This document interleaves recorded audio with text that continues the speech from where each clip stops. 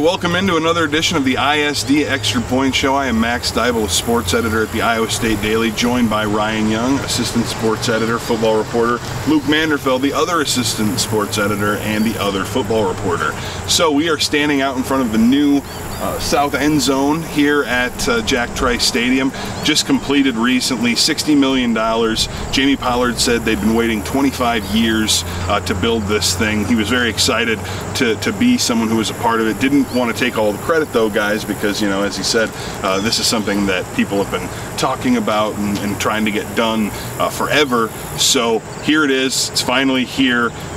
We've all been at Iowa State for a while. I mean, just aesthetically, how much different does that stadium look inside right now? It finally feels to me like a real Big 12 stadium. I mean, before you had the two sides and it was cool and it filled up, but compared to most of the stadiums in the Big 12, I mean, it didn't really compare, and I think now it's got a fighting chance of it. Yeah, and that's right. It's now the third largest stadium in the Big 12 with a capacity roughly of 61,500.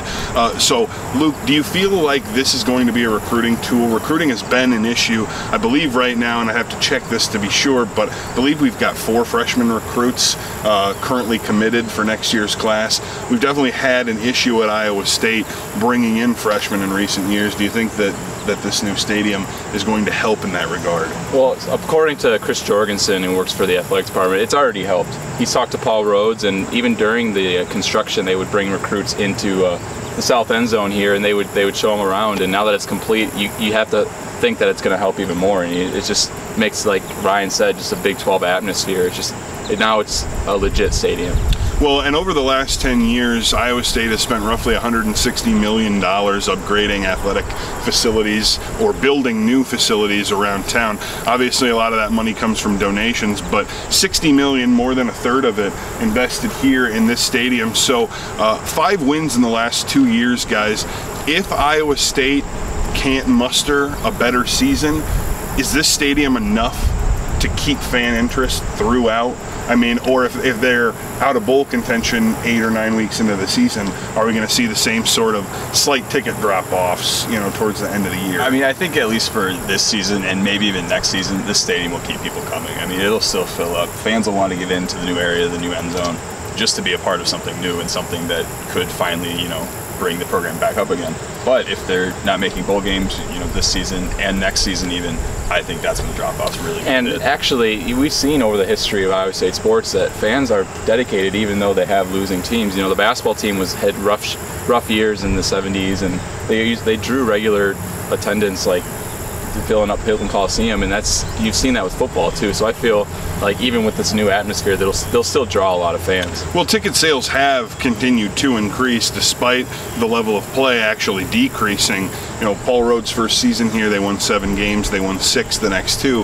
They've gone steadily down since then, but ticket sales have gone up, and I think you have to give a lot of credit to Jamie Pollard, to the athletic department, for the improvements that they've made to sort of, you know, keep interest up even while the team has been struggling. But from a play perspective, we've heard a couple times now from both Cole Netton, the kicker, and Paul Rhodes a little bit, although he didn't think it would be as big of a factor. This new south end zone addition is going to change wind patterns. It's going to change what it's like to kick towards the south in this stadium. Is that a potential problem? I mean, is that something you really see as being an issue? Well, Cole Netton, Paul Rhodes is one of the best kickers in the Big 12, so for him it might not be as big of an issue, but he did say that winds can change in there when they were practicing. You know, one day it's like he can kick a 50-yard field goal, and the next day it's hard to kick a 30. Yeah. So right. It could be an issue, but Cole Netton, I know he's a good kicker. He's got a good foot, so maybe won't be as big of an issue, but maybe for opposing kickers as well, you know. Well, and yeah, that's exactly right, because when the winds swirl, that's when it becomes a problem, but it's not like Cole's going to be the only kicker in there having to deal with that. That's it for us from the south end zone at Jack Trice Stadium. This has been the ISD Extra Point Show. Iowa State will take on UNI Saturday, September 5th at 7 p.m. right behind us.